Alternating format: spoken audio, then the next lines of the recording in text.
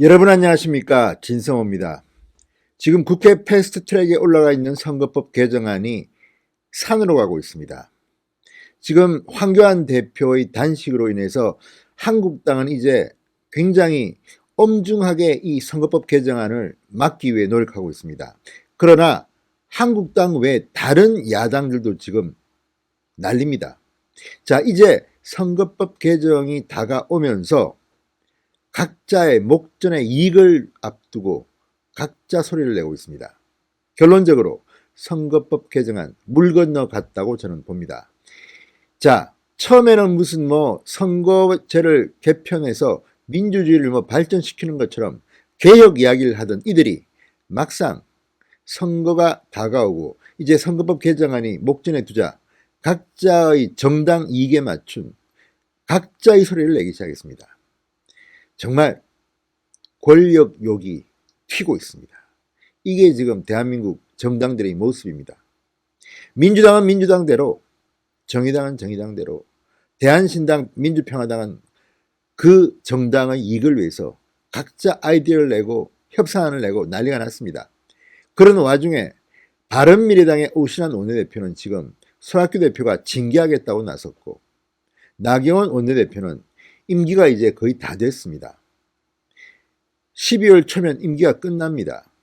자, 좀 더 할 건지 아니면 새로운 원내대표를 뽑을 것인지 아주 위기, 경각 그런 어쨌든 지금 상당히 임기 말에 처해 있습니다.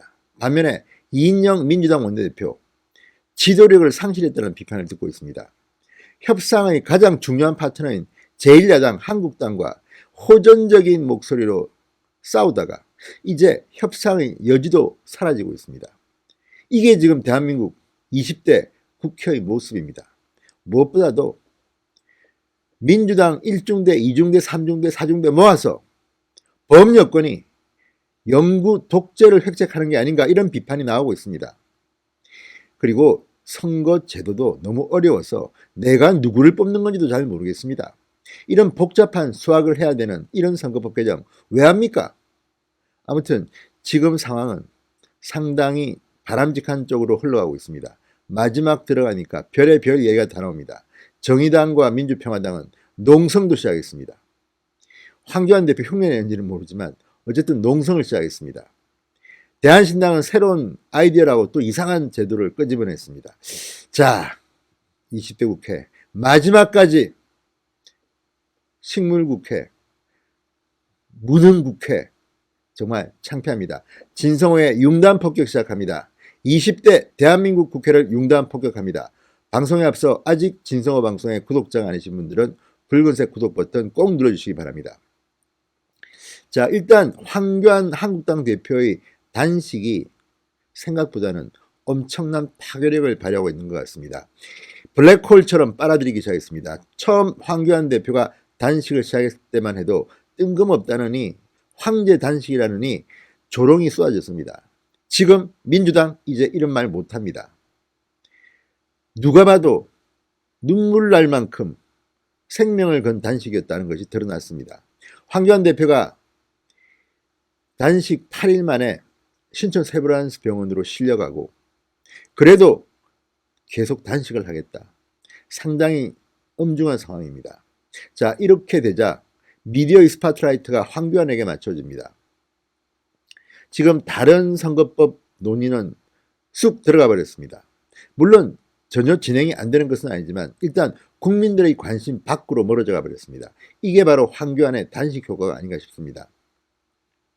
반면에 민주당과 정의당, 민주평화당, 대한신당 등은 각자의 이익을 위해서 서로 이전 투구를 벌이고 있습니다. 자, 법안 처리 시간이 임박했습니다. 그런데 여야 모두 선거법 개정이 가져올 손익계산서를 두드리고 있습니다. 이견은 좁히지 못합니다. 원래 225석의 지역구, 75석의 비례대표 의석을 가진 지금 패스트트랙에 올라가 있습니다. 준연동형 비례대표제입니다. 정의당이나 바른미래당이나 민주평화당이나 대한신당 같은 작은 정당들은 이걸 하게 되면 유리할 것이라고 합니다.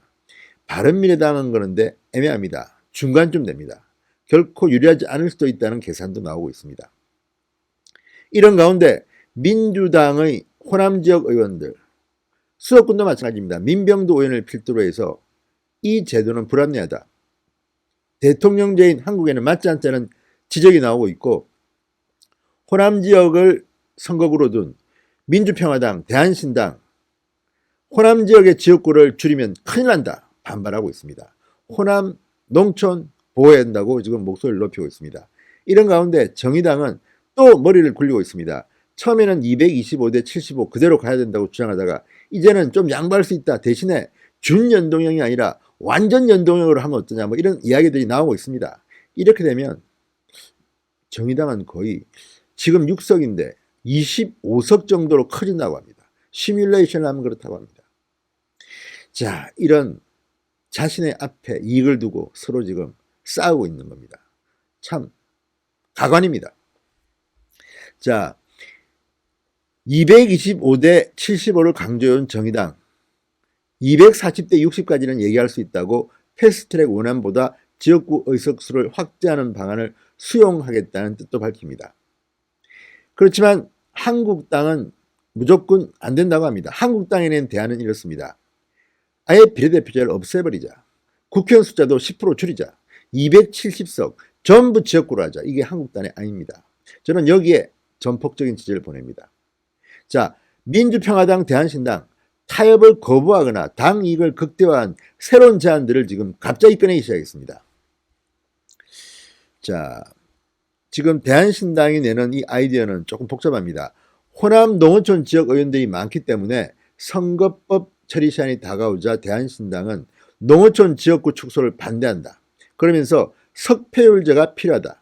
지역구 낙선 후보를 비례대표로 뽑는 석패율제가 필요하다면서 새로운 아이디어, 유성엽 대한신당 창당위원장은 연동형 비례제에서 지역구 득표의 영향을 확대한 복합 연동형 비례제라는 아주 복잡한 또 새로운 제안을 내놨습니다. 전부 다 마음이 콩밭에 가 있습니다. 이게 되겠습니까? 지금부터 다시 이걸 가지고 논의를 하자?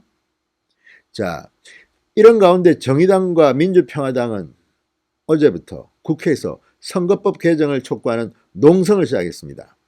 심상정 대표가 국회 앞에 앉아있는 모습이 참 인상적입니다. 황교안 대표의 단식 그렇게 조롱하고 비판했다가 황교안 대표 단식장에서 문전 박대를 당하고 망신을 당했던 심상정 대표, 이제 본인이 농성을 시작했습니다. 더불어민주당의 이인영 대표, 원내대표, 단식 농성에 치중한 한국당 설득하다가 실패했습니다.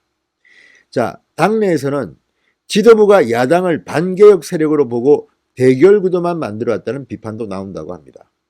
정치라는 게, 협치라는 게 서로를 인정하는 데서 시작해야 되는데 처음부터 한국당에 대해서 완전히 빼자, 한국당만 빼고 우리끼리 하면 된다, 이렇게 시작했기 때문에 한국당은 의원직 총사퇴 카드까지 만지작거리고 있습니다. 그런데 한국당을 빼고도 이들 가운데에서는 이렇게 불협화음이 나오는 겁니다. 농어촌, 호남 지역구 절대 줄이면 안 된다. 석패율제를 도입하자. 민주당 내에서는 250대 50, 260대 50, 40 새로운 아이디어들이 막 쏟아진다고 합니다. 이게 다 자기 배지 날아가는 것을 싫어하기 때문입니다. 자, 지금 야당 원내대표도 처지가 조금 그렇습니다. 한국당 나경원 원내대표는 다음 달 임기가 만료됩니다. 다음 달 중순까지일 겁니다, 아마. 새로 원내대표를 뽑느냐, 좀 더 하느냐, 지금 그런 상황이 있기 때문에 아무래도 운신의 폭이 좁을 수밖에 없습니다. 바른미래당 손학규 대표, 오신환 원내대표를 징계하겠다고 합니다. 지금 바른미래당은 내부가 지금 부글부글 끓습니다. 최고위원들 다 쳐내고 지금 손학규 독재다, 아니다, 당신들이 나쁘다, 서로 내분이 일어났습니다. 정당이 있는데 신당 창당위원회까지 만들어지고 이런 아비규환의 정당이 어디 있습니까? 그런 가운데 원내대표인 오신환을 징계하겠다고 지금 위기를 맞고 있습니다. 그 자체가, 직위 자체가 흔들리고 있습니다. 이런 가운데 무슨 선거법 협상이 되겠습니까? 창피한 20대 국회, 이제 얼마 남지 않았습니다. 패스트트랙에 오른 선거법 개정안, 공수처법안 종철수입니다. 진성호의 융단 폭격이었습니다. 여러분 감사합니다.